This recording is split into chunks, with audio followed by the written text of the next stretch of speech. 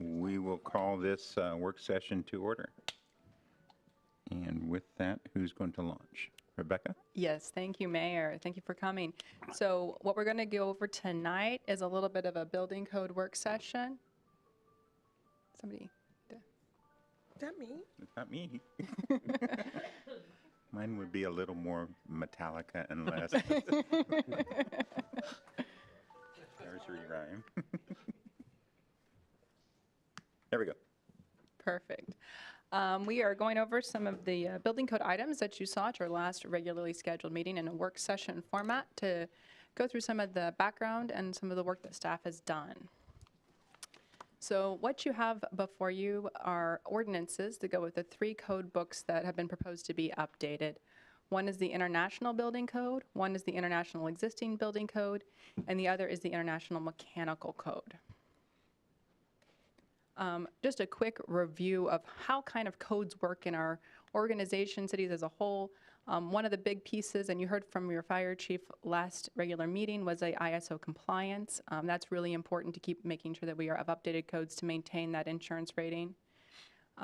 Another piece is that it's an interconnected and comprehensive standards. These codes are meant to work together with the fire code, the International Building Code, provides that holistic approach.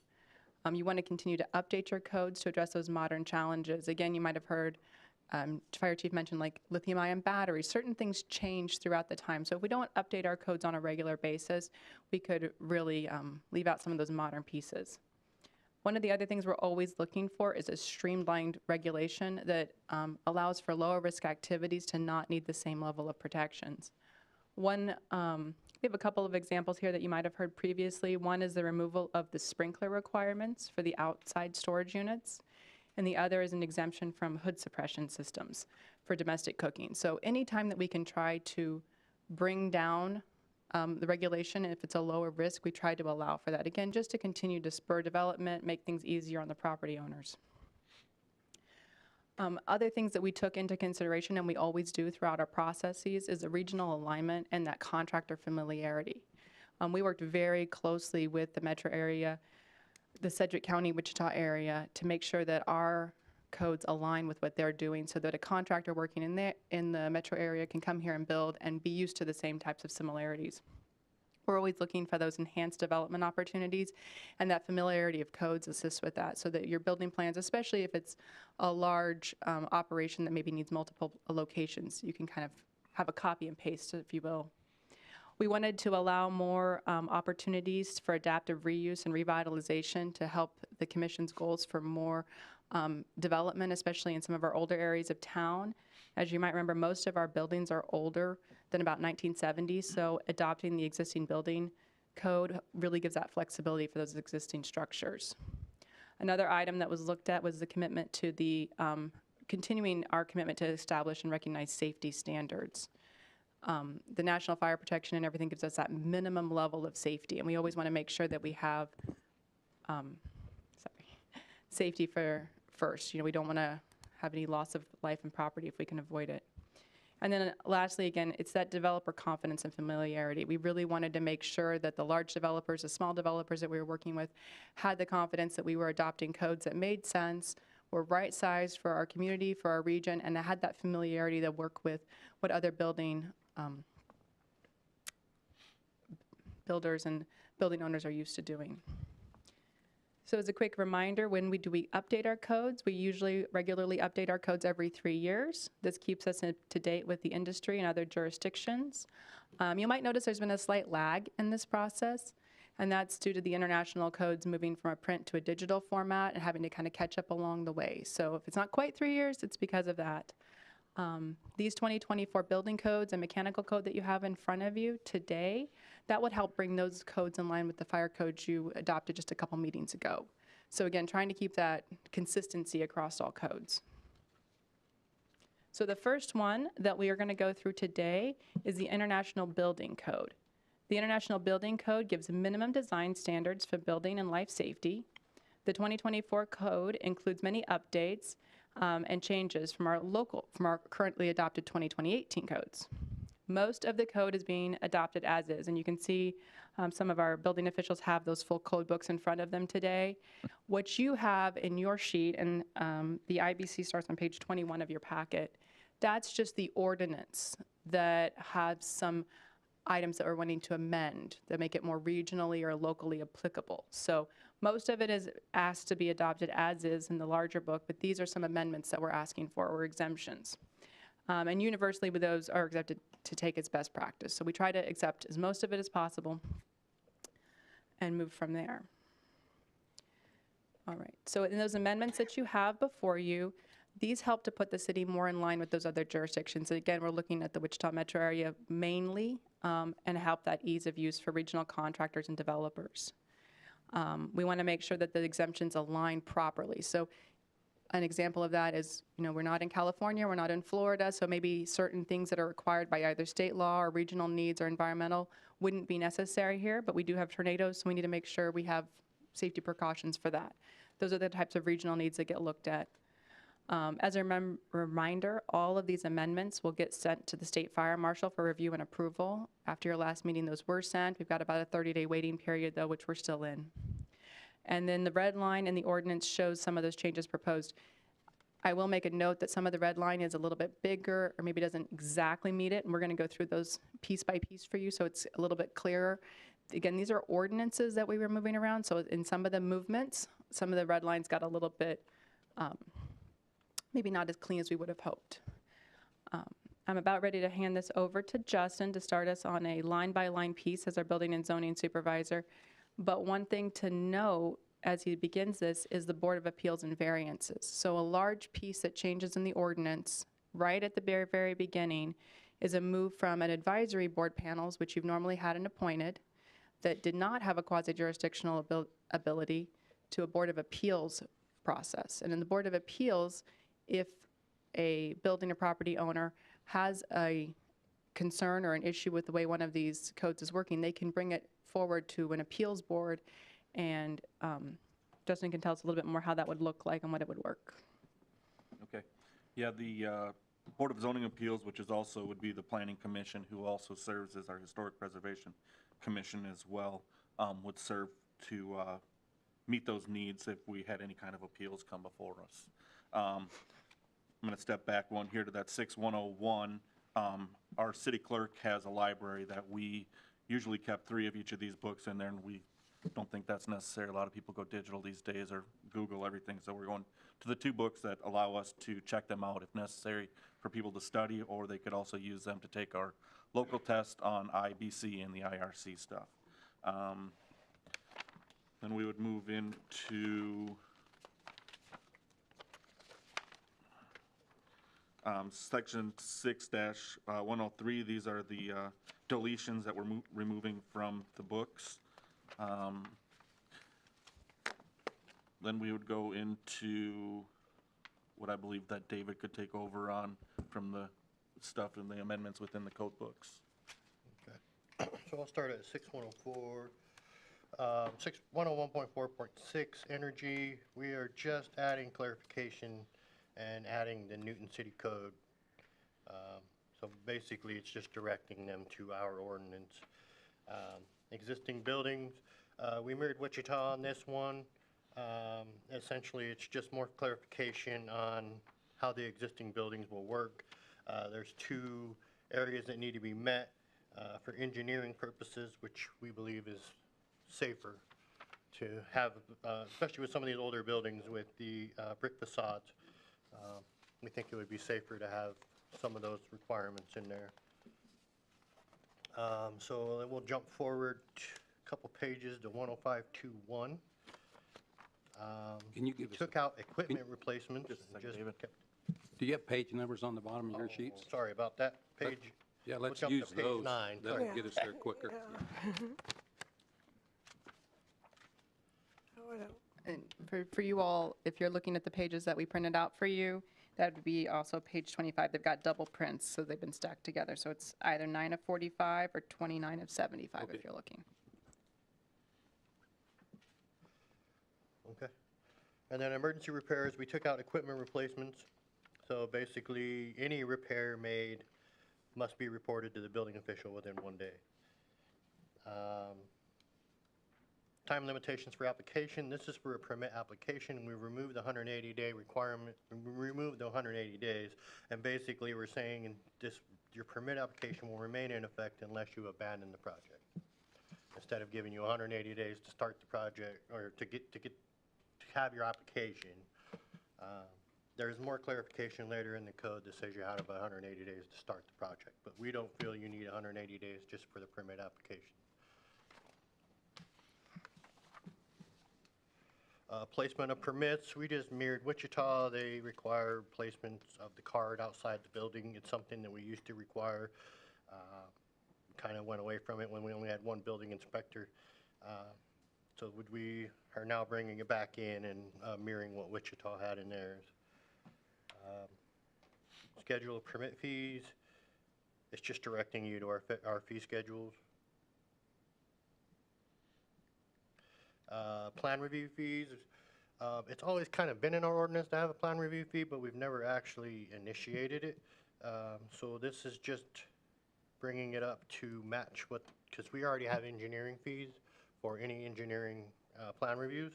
So basically, we're just bringing our plan review into alignment with our engineering fees that we charge for plan reviews. The next section would be the certificate of issued, would be a certificate of occupancy. We're just changing it to match what our current certificate of occupancy has on it, as far as the information it has on there. General definition is just a clarification of the definition of a code official. So now we're on 12 of 45, 12. So Group E, daycare facilities, the code says has code restrictions for 5 children. We're moving that to 10, which would match the Kansas state law. Dwelling unit separations, it's all about the same, but we are adding the in-part openings from a private garage directly into a room used for sleeping purposes shall not be permitted. This is just to better protect the citizens. You shouldn't be having a bedroom right next to your garage with doors going through for fear of carbon monoxide poisoning.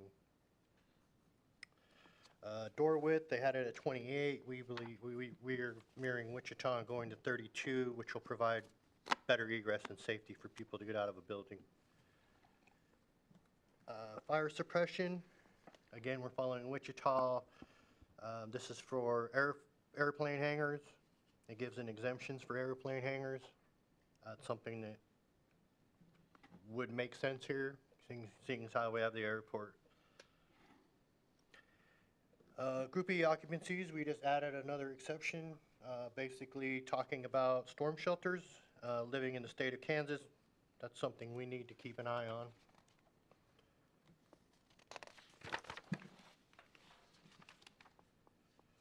So on the separation tables, we added some exceptions to the end.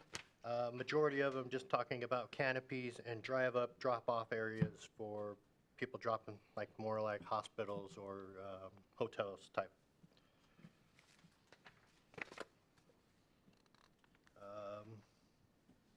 For 7061 general, we're just adding some exceptions and following Wichita on it.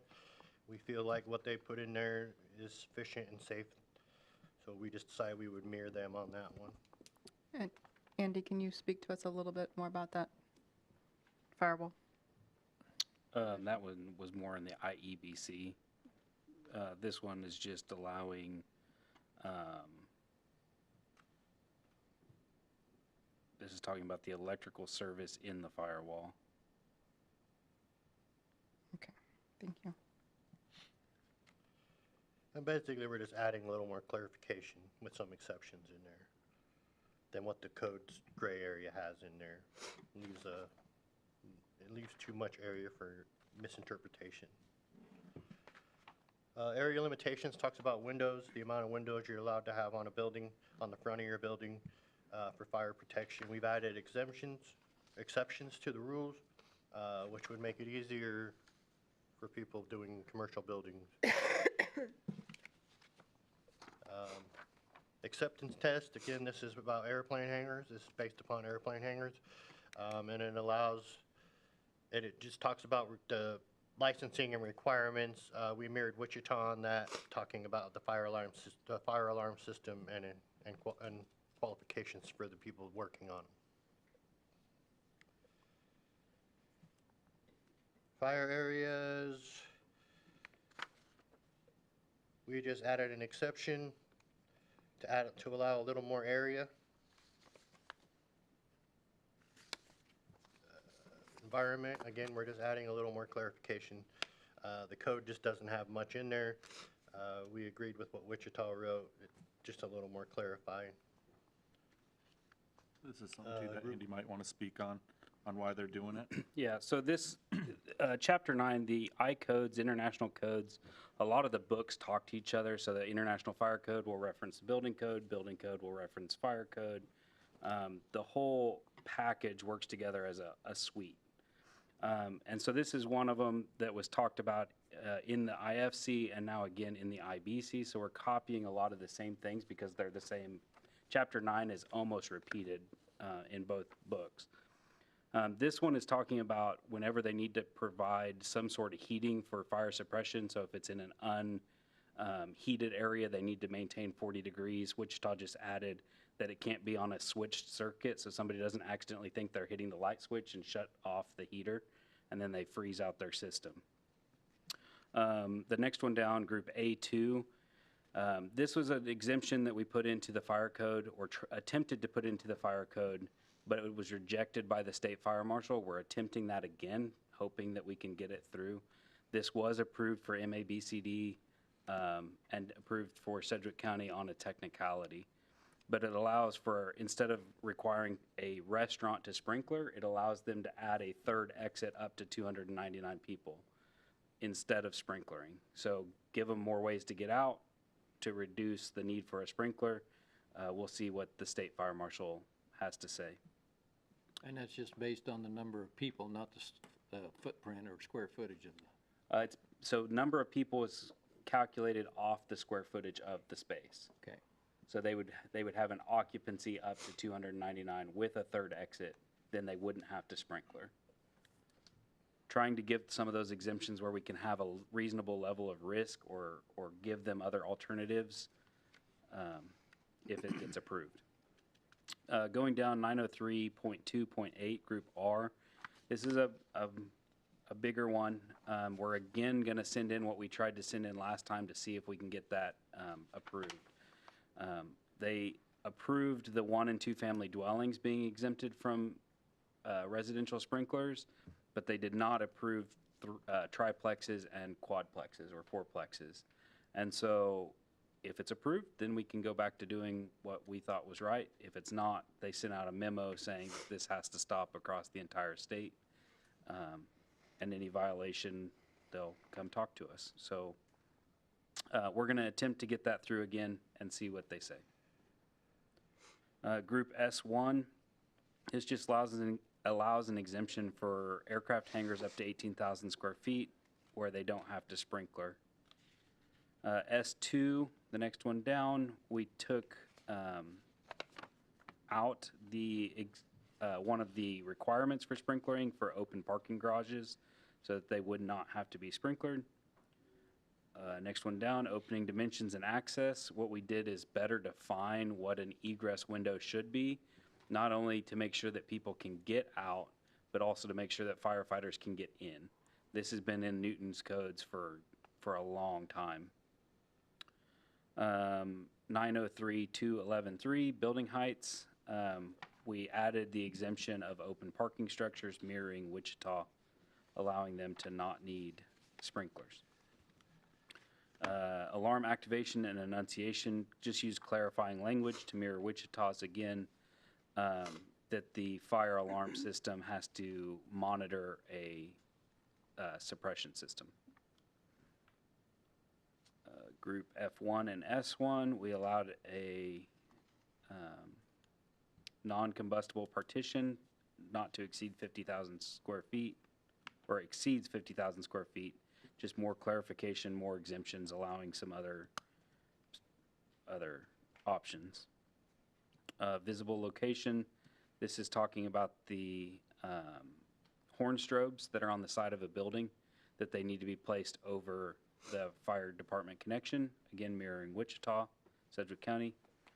Signs, what we did was change it from 1-inch to 4-inch letters on the signs for fire department connections, again mirroring Wichita. The people that are coming doing work here are already working in Wichita, Sedgwick County, and all of in the area. So they were already making these signs, we're just making them the same. Lettering below that is the same thing. Looks like it's a repeat. Okay, and then I'll take over from here. 1008 is illumination levels. We're just adding an exception in here. There wasn't an exception in the code saying distances.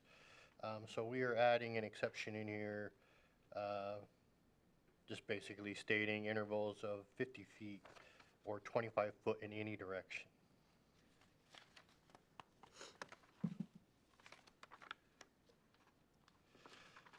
The next one would go to handrails. We added an exception saying a handrail is not going to be required if you only have one riser. There's no reason if you only have one step to require a handrail to get up it. The next one down, minimum ceiling heights. The exception had 1 and 2 family dwellings in there. We have taken out 1 and 2 family dwellings, meaning that all buildings should meet this standard.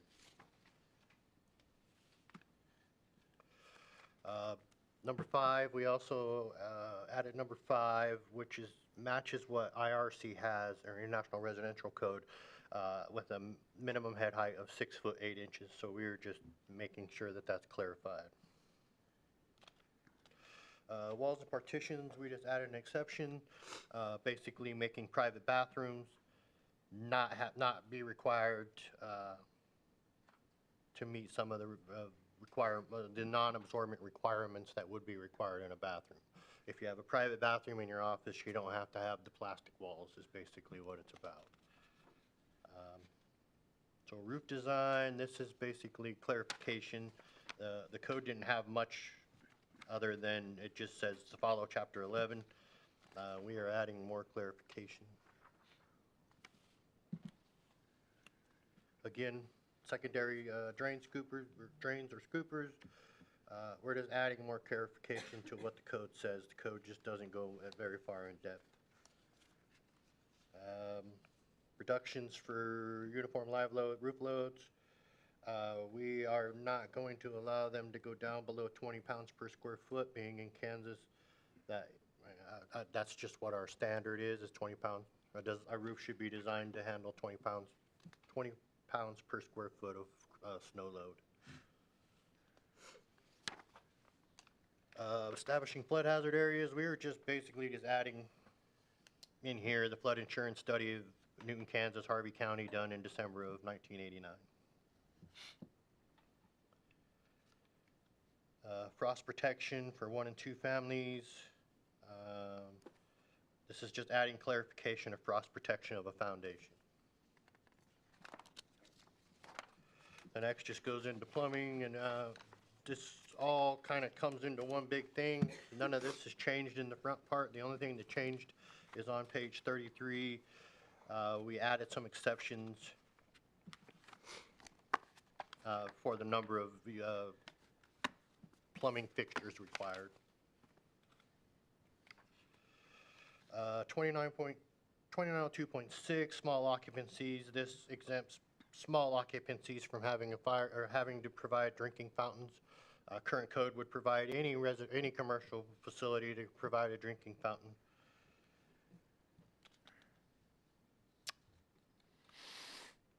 Uh, 3002.6, we mirrored Wichita. This is basically based upon elevator rules for doors and egress.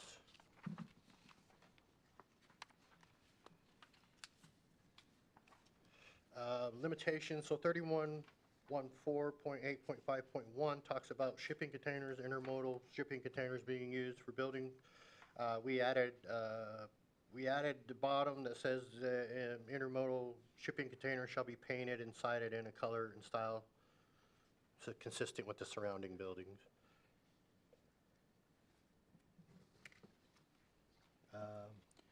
After this, it just basically goes into the general rules for the city of Newton for getting an application and a permit. You want to talk about civil penalty? Yep. So on page 38 of 45, 6-116, which is in our ordinances, for somebody that didn't get a building permit to start off with, we used to have it basically doubling their permit value. And now we're trying to, if approved, get a first offense, second offense, third offense section, and then also those that don't call for inspections, that we could have first, second, and third offenses on those as well if they don't call for inspections. I think that's That's it for IBC. covers our IBC sections. Okay. All right. Well, the next code that you'll have before you in an ordinance form for your amendments is the IEBC. That's the International Existing Building Code. This code has been considered a new code since 2018 when it became a separate code from IBC. Before that, it was integrated. Staff has been working for a few years to be able to train and study in preparation for this adoption. Again, you want to make sure all these codes can work well together and they're comprehensive.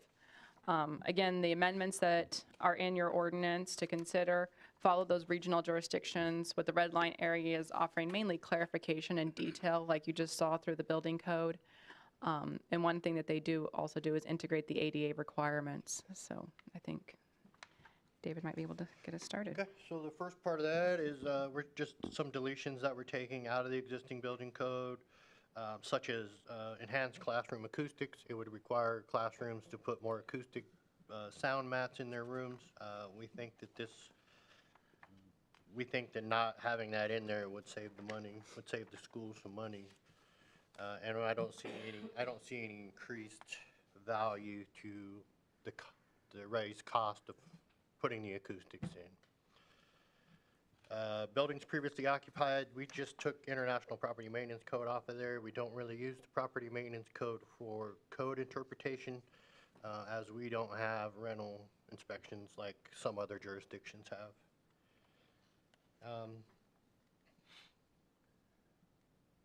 Deputies were just kind of more clarification, taking deputy code official off and just, most of it stays the same, but we took deputy code official off. So work exempt from permits. Although all of this is red line, there's actually only one thing that changed here, and that's the fabric awning. That's the fabric awning going 36 inches away from the building. And the rest of those pretty much stay the same as what's across the board in the IBC and the IRC.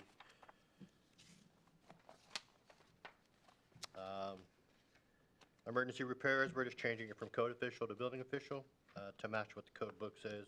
This is on page 5 if you're following. Oh, along. sorry. Yep. We skipped a bit, so.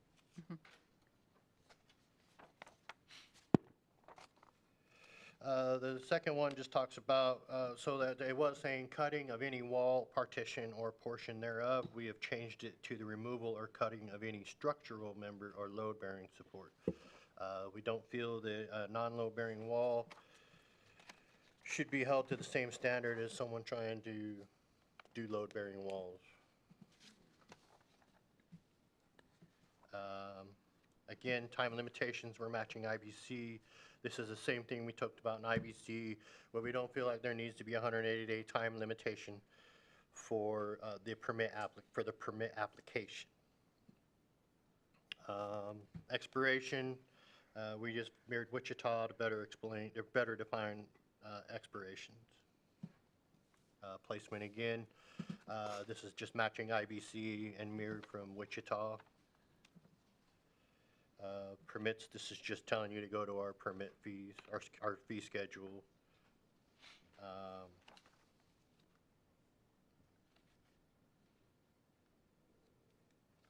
We just added a little bit of clarification on here for the refunds, basically saying it has to be paid erroneously or if it was erroneously paid or collected is the only time you get a refund.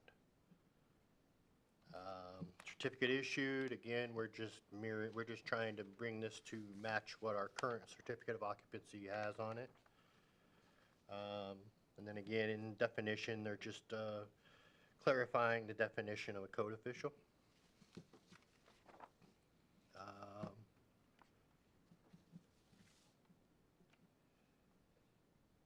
Additions to Group E occupancies.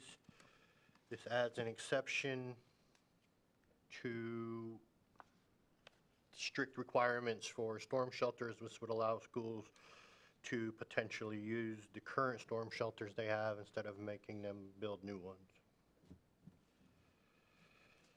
Snow loads, we just took the code official as authorized out of there. We believe that snow loads, it should meet the standard of the snow load. There shouldn't be anybody that's allowed to not allow that. I mean, to bring that down.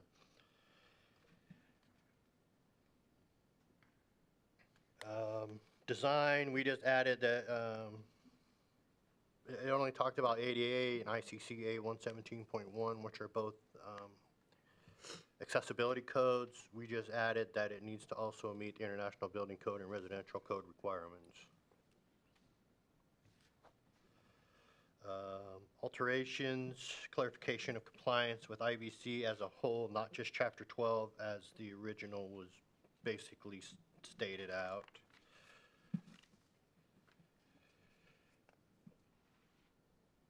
I'm going to go ahead and jump to 3 stairways and escalators in existing buildings.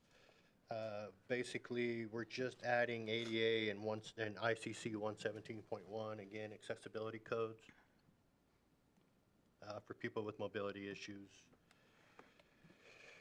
405.1.2, we're just adding substantial repair clarification. We're just adding substantial repair to this section to our codes.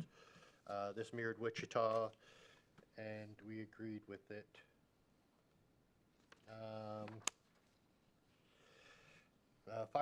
New fire escapes, basically we just added the end to say occupants shall have an unobstructed access to the fire escape without having to pass through a room subject to locking. So we just feel like that's just better for safety.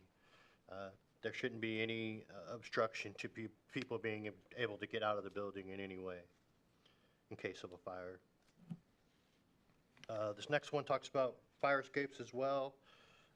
Just more clarification on the building of a fire escape and the clearances required by both Evergy standard and the National Electrical Code for service of electrical services at the bottom of the stairs.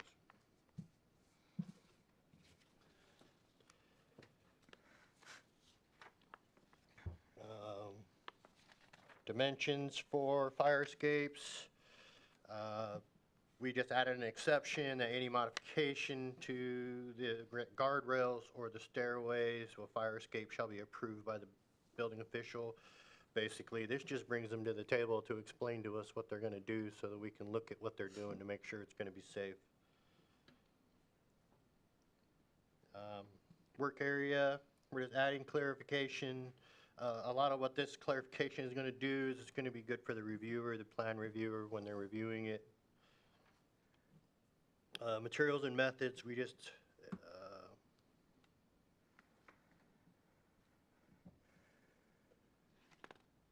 this one we just mirrored Wichita on.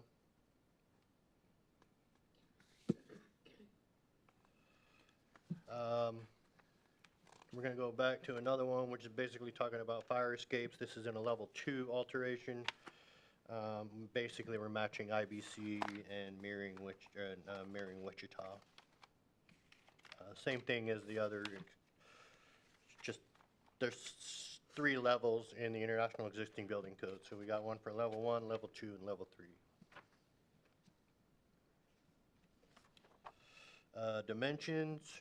Just talks about stairway dimensions, giving in exceptions, and making them, just again, the other fire escape, the same as the other fire escape. It's just we want to bring them to the table to discuss what they're going to do if they want to change the handrails or guardrails. Panic hardware, we are just changing it from panic hardware at 49 instead of 100, which we feel would be safer for egress. also matches IBC. What's that? That also matches the IBC. The Oh. 49 does. Oh, okay. And it matches what the, oh, yeah, IBC has it at 49.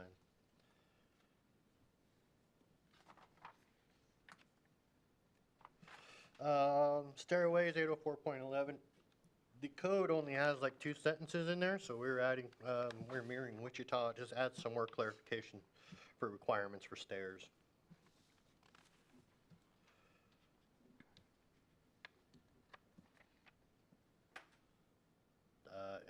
Closed areas, this is just talking about receptacles. These are all 806.4. I apologize, I didn't catch that one. But we're just taking duplex outlet out. Separation requirements. We are adding an exception to help minimize the separation requirement between R3 and B, M, and S, which would be business, mercantile, or storage parking garages. Separation from an R3 apartment. So this one is in area limitations. We just added another exception to it. Conformance. We just added international building code, and it's now international residential code, just to clarify that it should meet all code requirements.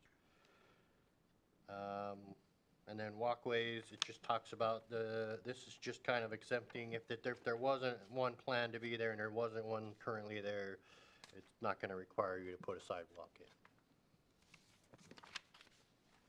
And then after that, I think that's it for IEBC. All right. And then you have your last ordinance, which is the International Mechanical Code. Again, and you've seen this through all of them, it removes the Energy Conservation Code, as that pretty much creates an undue burden in our professional opinions on our local residents and business owners. And again, those minor edits align with our city policy and procedures, which our code officials can review. So, because we're moving to change our Board of Appeals and our means of appeals to meet the code, we took that section out because we're writing our own section for the appeals. Page 2, they just had National Electrical Code. We clarified more NFPA 70 National Electric Code. Again, we're doing a change in definition for code official. Probably have that across all books. The next 2 sections both talk about overhead heaters and the fact that they need to be a minimum of 8 feet off the ground to protect people. 12081, we just added pneumatically and we made it 30 minutes. That's something I've been requiring anyways. Although the code has always said 15 minutes, I've always asked for 30 minutes, so now we're just making it official. Permits and fees, unfortunately, it used to be called the Uniform Mechanical Code. It's now the International Mechanical Code. We had just never taken that out and changed it to International Mechanical Code.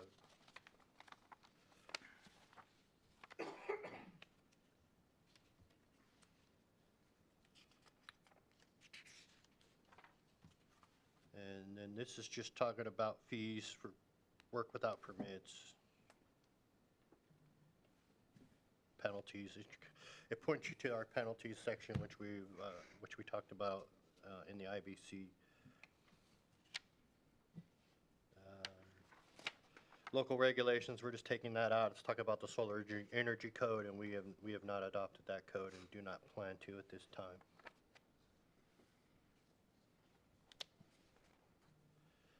Um, 604.9 on page 6. We are just taking this section out because we do not provide a test for mechanical contractors here in the city of Newton. We only require building for contractors for buildings. So this section is if someone did have testing in their jurisdiction. We do not provide that. That should be done through Topeka or through working in the field for years, getting the experience. We just kind of clarified what it would, our allowances for revocation of their license if they fail to meet standards. The next one's just talks more about Board of Appeals, some changes that we're making to meet what we've written in our variance ordinance. And that is it for mechanical code. Could you go over that again?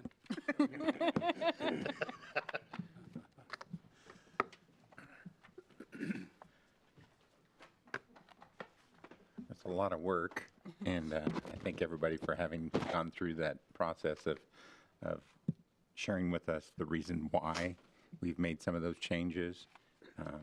I know I appreciate it. I appreciate staying on top of standards. My industry is standards-based as well, and if you get behind, it's a heavy lift to get caught back up. You know, whether we like it or not, sometimes we're a little too close to Wichita, but that's a good reason to make sure that our codes are in alignment, because a lot of our contractors come out of Wichita.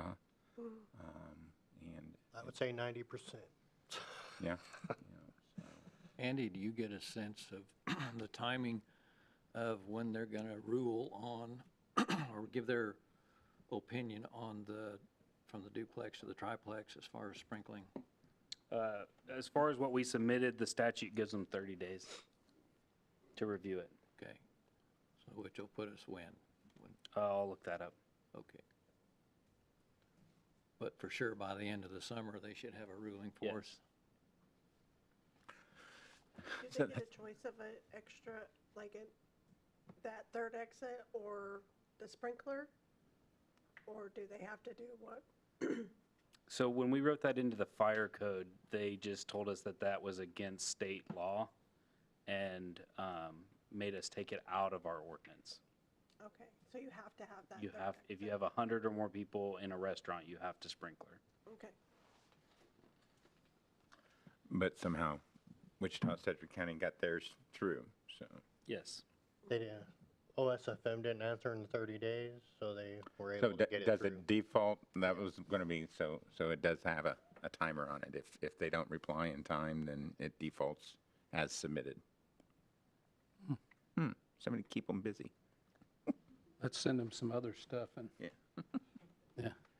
How often do we do that flood insurance study, the one that was done in 1989? I'm not sure we've done another one. I found myself thinking, why would we cite one study when we could put in there the latest flood insurance study of the city of Newton? Then you won't ever have to change that again. Possibly. I mean, I would guess I would lean on legal if we could. I think Put that's a that- good suggestion, makes it evergreen, and we can Yeah. surely change that wording. Okay, that's the only thing. I just wanted to Right. find something, you know. Oh, thank you. I will say that Commissioner Valentine is out ill this evening, else she would have been here to join us. It's the only one that I know that we've done. She may actually be watching and collecting her own comments and notes, and that's what this is about, is kind of a second first read, so that we all can come up with our questions, anybody else watching can come up with theirs, trades, interested business owners, et cetera. So did that communication go out to contractors? Yes. So, good, Went out to contractors and trade contractors. awesome. So, yeah. I just want to be completely transparent on this and everything, Yep. and acknowledge the hard work that you guys have done. To make that clear, it went to the mechanical contractors because we aren't looking at the electrical, plumbing and all that. That has not went out to those. It's just the people that are, And I Licensed spoke with to codes some with it. realtors and some other businesses, and they're pleased that things are moving forward, and that we're kind of going to be in alignment with our region. The 30 days is up at the end of this month. Okay, thank you. Let's keep our fingers crossed that we get a positive ruling. Any other input? I would just remind you all what our next steps are then in this. I believe we have another work session scheduled at your next regularly scheduled meeting right before, where we can discuss any comments that you have. Right. Currently, we only have one down from Commissioner Cry, but hopefully we'll have more and other items. So anything that anyone has that commissioners or the public would like staff to look at prior to that meeting, we'd be very happy to come with an answer for that day. Awesome. Anything else? With that, I think we'll go ahead and adjourn this work session.